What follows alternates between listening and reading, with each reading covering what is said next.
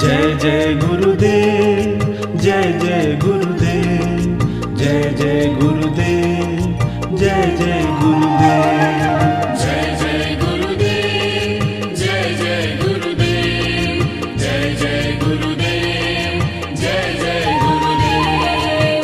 श्रीमद् करुणा सागर महाराज की जय, कैवल धाम की जय, श्री अविचलदास जी महाराज की जय।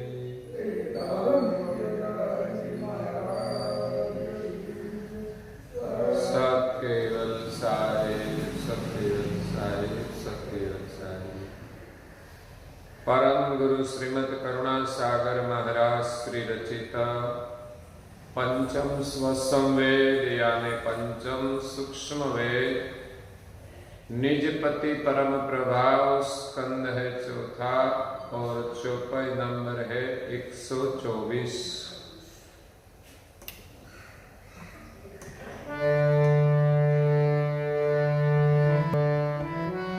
नरे तन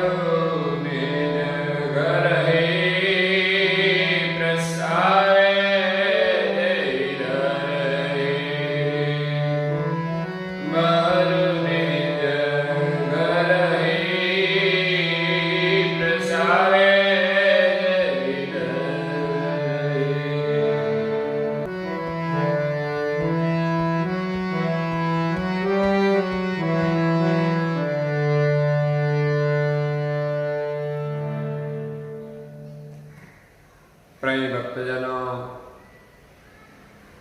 ज्ञान संप्रदाय के आद्य स्थापक अनंत ब्रह्मांडाधीश विश्व नियंता सकर्ता सतकैवल के परम विशेष अंश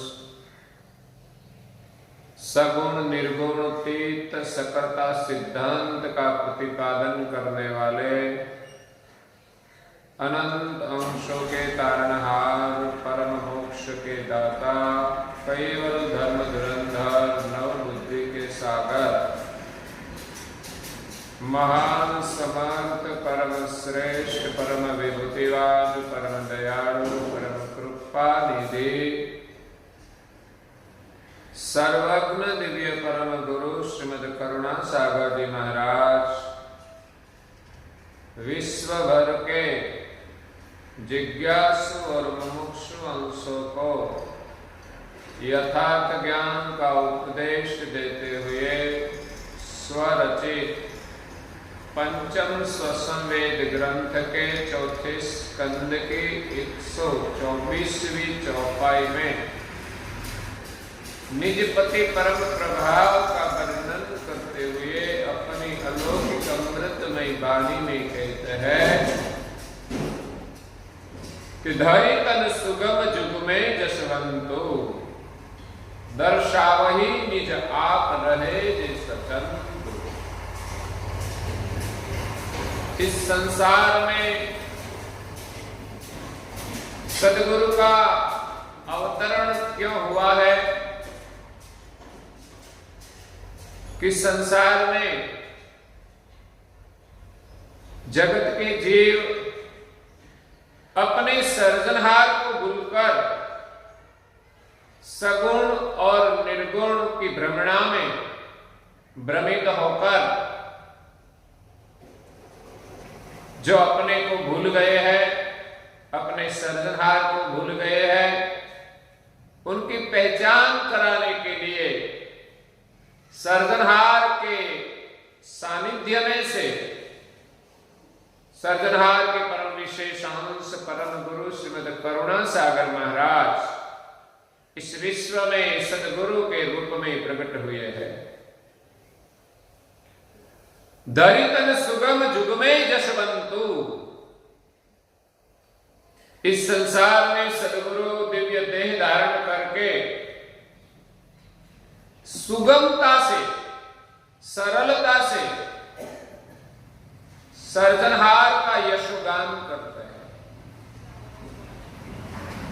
और दर्शावहि निज आप रहे जिस सचंतु। और सदगुरु सुगमता से सर्जनहार का यशोगान करके अपने स्वरूप की पहचान कराते हैं।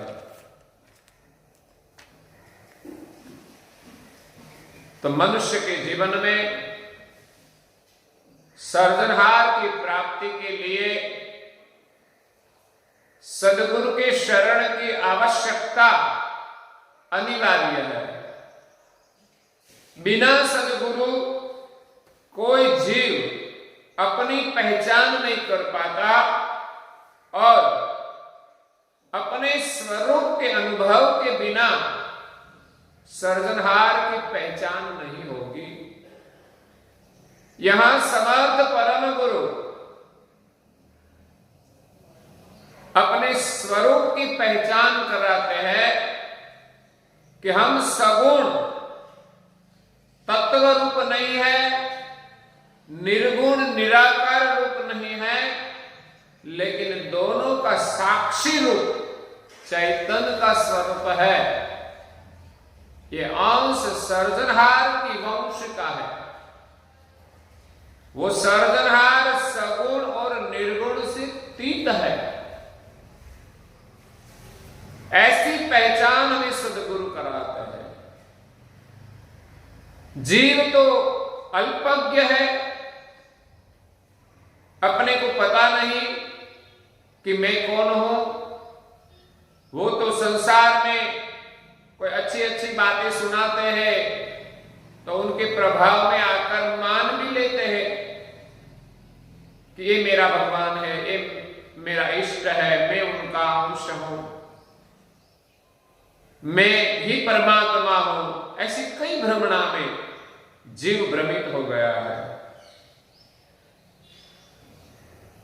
जीव के स्वरूप की सही पहचान इस संसार में समर्थ परम गुरु जी ने की है। तो गुरु बिन भव निधि तरहि न कोई। रामायण में भी ये बात का जिक्र किया है कि सारे संसार में गुरु के बिना कोई जीव भव सागर तैर नहीं सकते।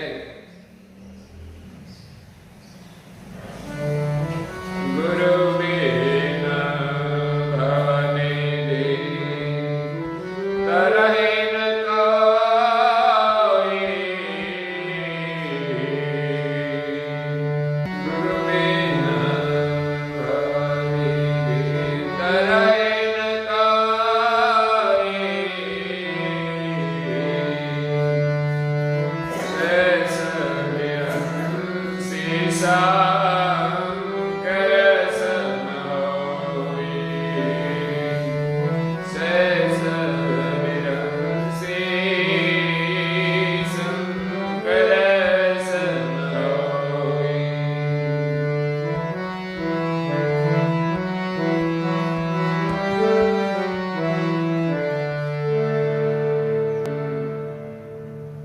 संसार में बड़े बड़े देवता है, उनके सिर पर भी गुरुपद है। वो देवता भी अपने स्वरूप को भूल गए हैं। अगर देवता को भी अपने स्वरूप का अनुभव करना हो तो उनको भी गुरु के शरण में जाना पड़ता है। गुरु बिन भव निधि तरहि न कोई। शेष विरंची शंकर समहोई। तो दिव्य परम गुरु श्रीमद करुणा सागर जी महाराज सदगुरु के रूप में प्रकट हुए हैं सभी जीवों को अपने स्वरूप की पहचान कराते हैं। दरितन सुगम जुग में जशवंतु, ऐसे सदगुरु की महिमा परंपार है। दर्शा वही निज आप रहे जे सतंतु, इस शरीर को चैतन्य करने वाला जान रूप जो अंश है उनकी पहचान कराते हैं।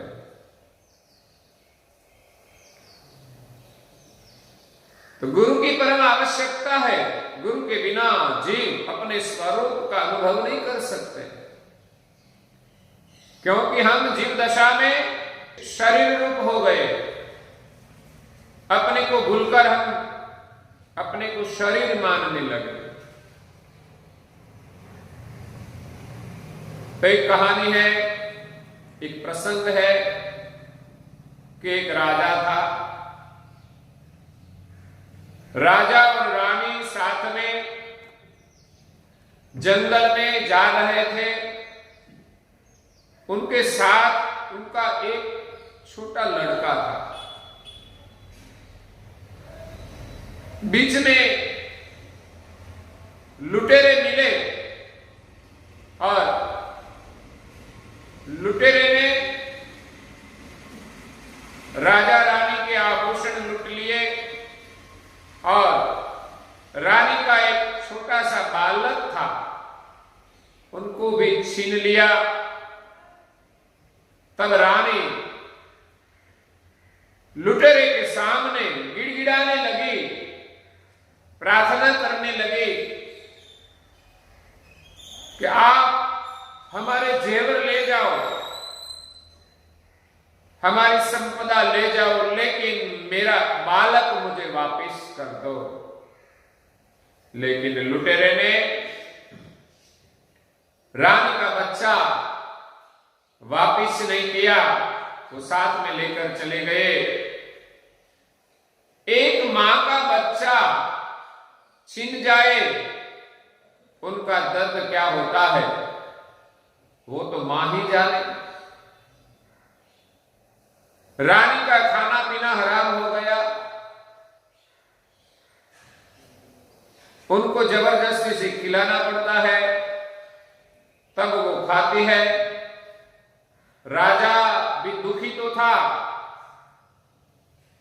लेकिन राजकाम में लग गए और रानी अकेली राजभवन में दुखी दुखी रहती है पुत्र के वियोग में। और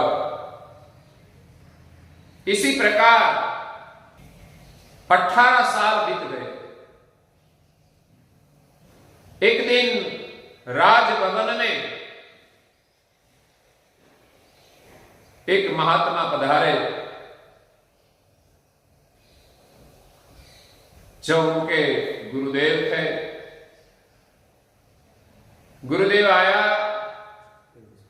तो राजा ने उनका स्वागत किया, सत्कार किया, प्रणाम किया, गुरुदेव को आसन दिया। राजा ने गुरुदेव की सेवा की। बाद में गुरुदेव ने देखा घर का माहौल, तो लगा कि राजा दुखी है, रानी का शरीर भी जीर्ण हो गया है, वो भी दुखी दिखाई पड़ती है, दोनों के चेहरे पर प्रसन्नता नहीं है। तब गुरुदेव ने पूछा कि राजा क्या बात है? तब राजा ने कहा कि मैं बहुत दुखी हूं।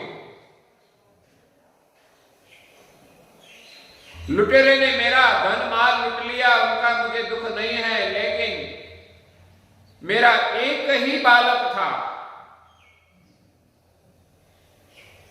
वो मुझसे छीन लिया, उनका मुझे बहुत दुख है। इतना दुख है कि इनसे तो मृत्यु आ जाए तो अच्छा है। तब गुरुदेव ने कहा, जीवन में सुख और दुख आते जाते रहते हैं। राजा जानता था कि हमारे गुरुदेव ज्ञानी हैं। राजा कहते हैं कि गुरुदेव हमारी संपत्ति लूट ले, उनका हमें कोई गम नहीं है, लेकिन हमारा वारिस एक ही बेटा था, उनको छीन लिया, उनका हमें दुख है। तब गुरुदेव ने आश्वासन दिया कि राजन दुखी मत हो, तुम्हारा बेटा जहां है वहां जीवित है। तब राजा कहते हैं कि वो कहां है, आप हमें बताए तो हम इस लुटेरे पर आक्रमण करके वापिस ले आए। राजा क्रोधित हो गया लुटेरे पर।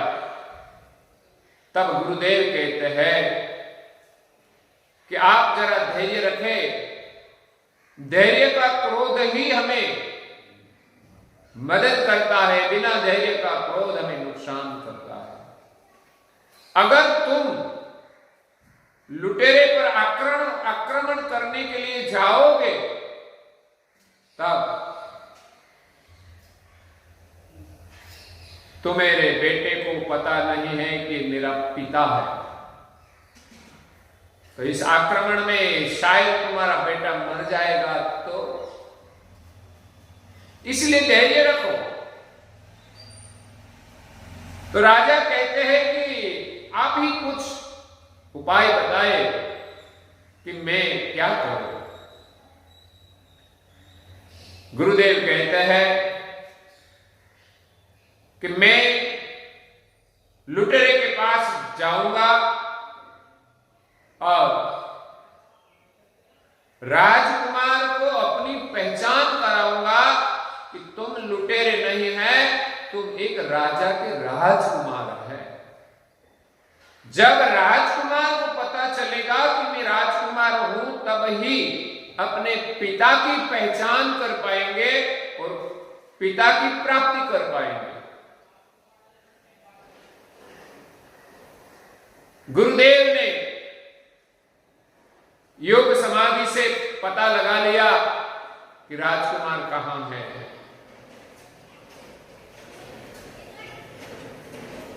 राजभवन से गुरुदेव विदा हुए और लुटेरे के माहौल में गए। वो तो एक महात्मा थे, अपनी मस्ती में गए तो लुटेरे को लगा कि ये तो कोई साधु पुरुष है, सन्यासी है, आदर दिया, पधारिए हमारे यहां। वो भी देव देवियों को मानते, लुटेरे भी देव देवियों को मानते हैं, कभी कोई संत का भी आदर कर लेते हैं। तो संत का आदर किया, संत वहां रुके। रात को सभी लुटेरे लूट करने के लिए चले गए। 18 साल का जो राजकुमार था वो घर पे था, वो भी इतना कुशल नहीं था लूट करने में, तो वो घर पर रहते थे। राजकुमार घर पे था, उनको गुरुदेव मिले। तब राजकुमार ने कहा कि आप तो बड़े महात्मा है, आप मेरे हस्तरेखा देखकर बताओ कि मैं क्या बनने वाला हूं, मेरा भाग्य कैसा है। तो गुरुदेव तो जानते ही थे, भाग्य रेखा देखने की भी जरूरत नहीं थी। फिर भी बालक को लगे कि मेरी हस्तरेखा देखकर मेरा भाग्य देखा है, तो गुरुदेव ने बालक की हस्तरेखा देखी और कहा तुम एक राजकुमार बनोगे, तुम एक राजा बनोगे। बालक कहता है मैं तो एक जंगल में रहने वाला लुटेरे का बालक हूं, ऐसा मानता था, तो मैं तो कैसे बन सकता हूं। गुरुदेव कहते हैं मैं नहीं, ये हस्तरेखा कहती है। मैं झूठ नहीं बोलता।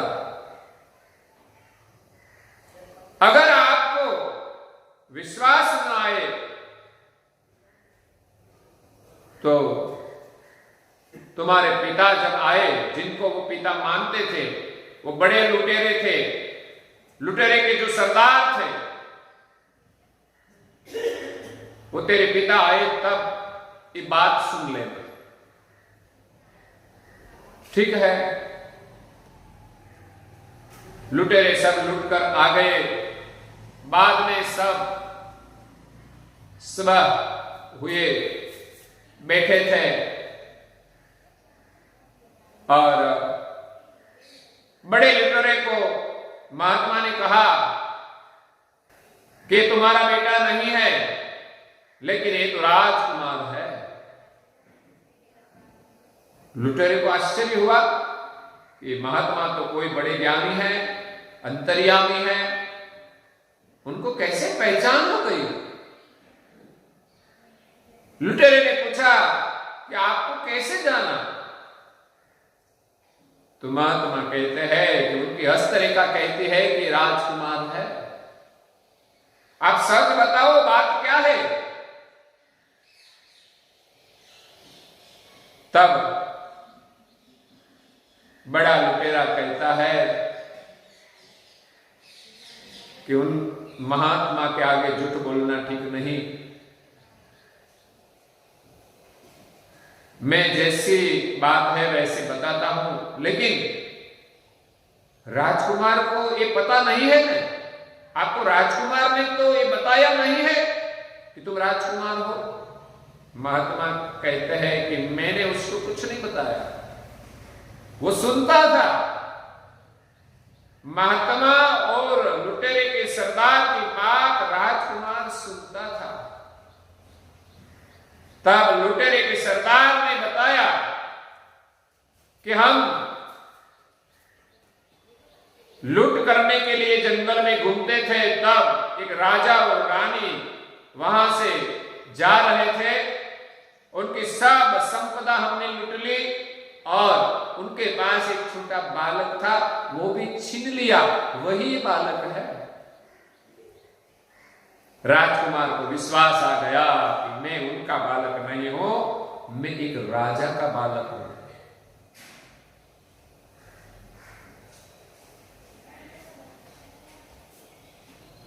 तब गुरुदेव राजकुमार को मिले। जब सब लुटेरे चले गए लूट करने के लिए और कहा कि अब तो विश्वास आ गया कि तुम लुटेरे नहीं हो, तुम एक राजकुमार हो। लेकिन अब तेरा पिता तुझे लेने को आएगा, तब उनकी पहचान के लिए मैं तुझे एक माला देता हूं।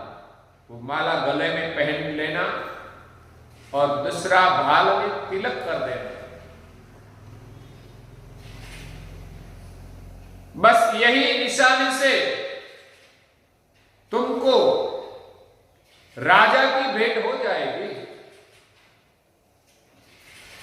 बाद में गुरुदेव गए राजा के यहां। राजा को समझा दिया कि तुम्हारा बेटा वही है जिनके सिर पर तिलक हो और गले में कंठी हो। बाकी कोई लुटेरे गले में कंठी नहीं रखते थे और उनके सिर पर तिलक नहीं थे। लेकिन आज जब राजा ने आक्रमण किया, तब राजकुमार तिलक और कंठी पहनकर इस लुटेरे के साथ चल पड़े। जब राजा ने आक्रमण किया लुटेरे पर, वहां राजकुमार भी थे। जब राजा राजकुमार के नजदीक आए, दोनों की आंख में आंसू आ गए। लड़ते लड़ते राजकुमार राजा के नजदीक चला गया और राजा राजकुमार को लेकर अपने घर आ गया। राजकुमार को अपना घर मिल गया, अपने पिता मिल गए। और राजकुमार ने गुरुदेव को कहा था कि मेरे पिता को आप मिला देंगे तो मैं आपका हो जाऊंगा। इसी प्रकार वो राजकुमार गुरुदेव का प्यारा शिष्य बन गया और राजकुमार को अपना घर मिल गया, अपना पिता मिल गया। जीव की यही दशा है। सर्जनहार से वो विलग हो गए हैं, लुटेरे के हाथ में चले गए हैं। राजकुमार को पता नहीं है कि इस जीव को पता नहीं है कि मैं सर्जनहार का राजकुमार हूं।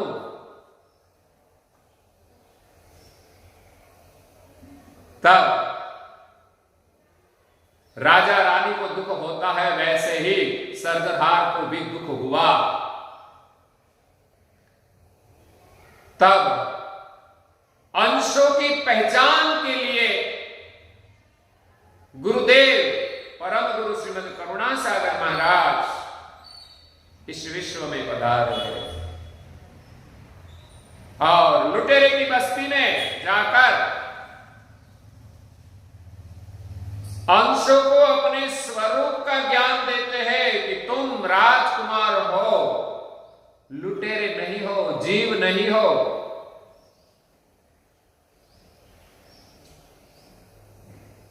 तो मेरे पिता तुम्हारा इंतजार करते हैं और उनको पाने के लिए तुम गले में कंठी रखो और सर पे बाल तिलक धारण करो, यही तुम्हारी पहचान है।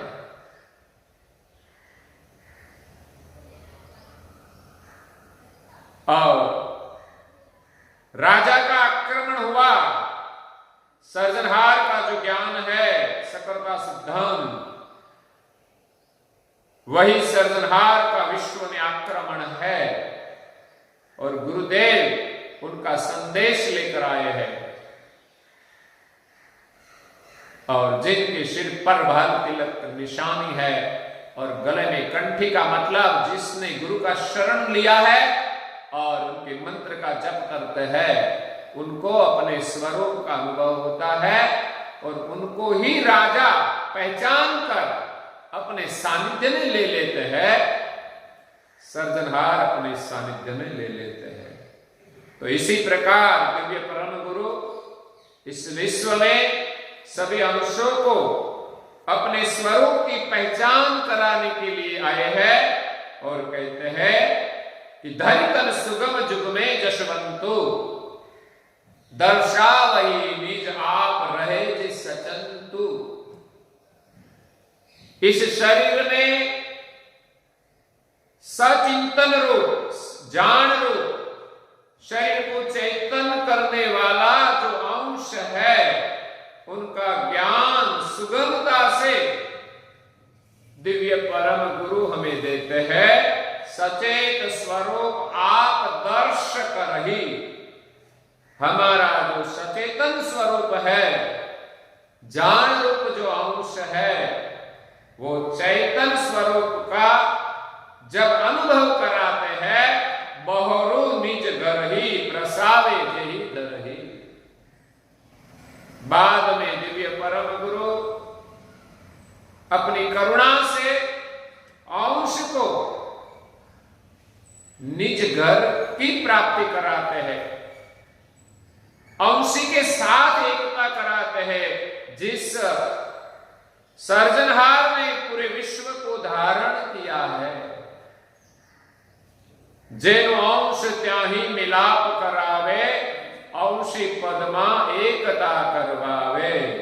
अंशी पद कैवल एक समेवा, आए तिन लक्ष्य परम गुरु देवा।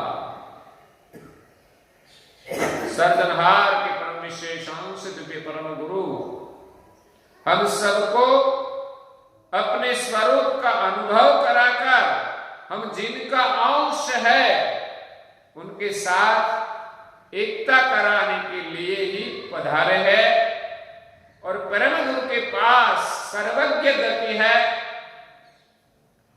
इस गति से ही सर्जनहार अंश की एकता अंश के साथ कराते हैं। जिनका अंश है जेनो अंश त्याही मिलाप करावे, अंशी पदमा एकता करवावे। जो अंशी पद हमारा निज घर है और जिस सर्जनहार ने पूरे विश्व को धारण किया है, इस अंशी के साथ एकता कराते हैं। तो यही लक्ष्य लेकर दिव्य परम गुरु विश्व में दिव्य देह धारण करके पधारे हैं और हमें अपने स्वरूप का बोध करते हैं। और आगे बोध करते हुए कहते हैं, वो हम कल सुनेंगे। और आज के प्रवचन को यहां विराम देते हैं। श्रीमद् करुणा सागर महा